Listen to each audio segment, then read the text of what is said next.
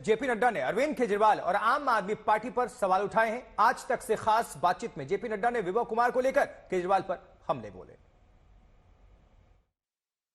दिल्ली के मुख्यमंत्री अरविंद केजरीवाल प्रोटेस्ट कर रहे हैं।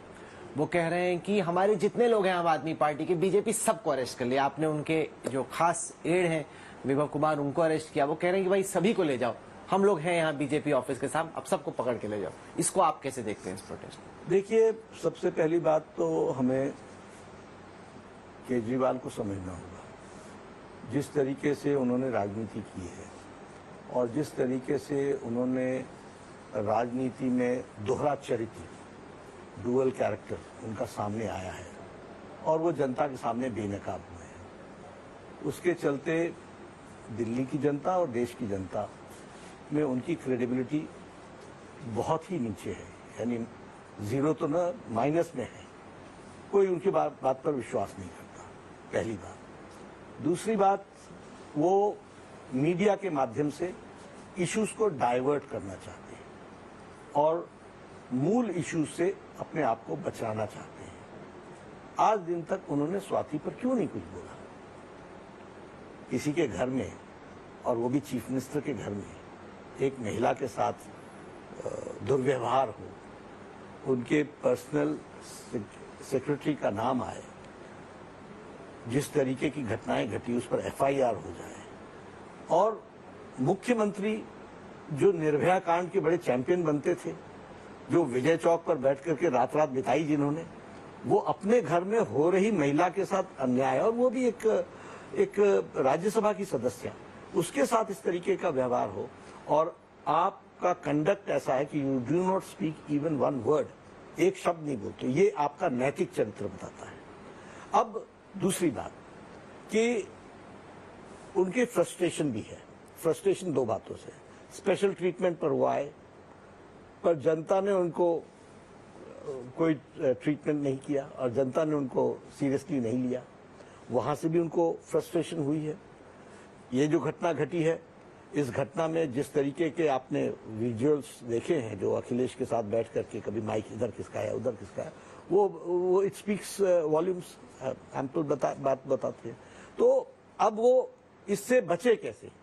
तो सबसे अच्छा तरीका है कि मीडिया से अट्रैक्शन मिले और मीडिया का अटेंशन ड्रॉ करें।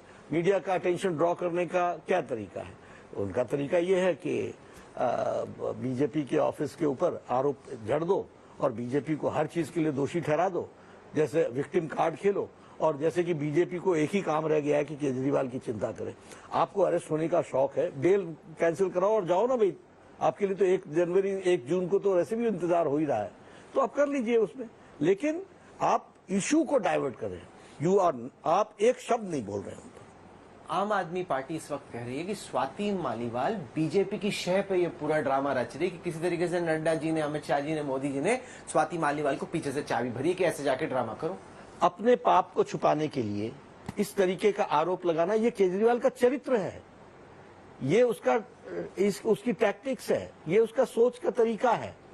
और मैं कहना चाहता हूं, आम आदमी पार्टी ने राजनीति के स्तर को बहुत नीचे ला दिया, बहुत नीचे ला दिया है। ये बहुत दुखदाई बात है।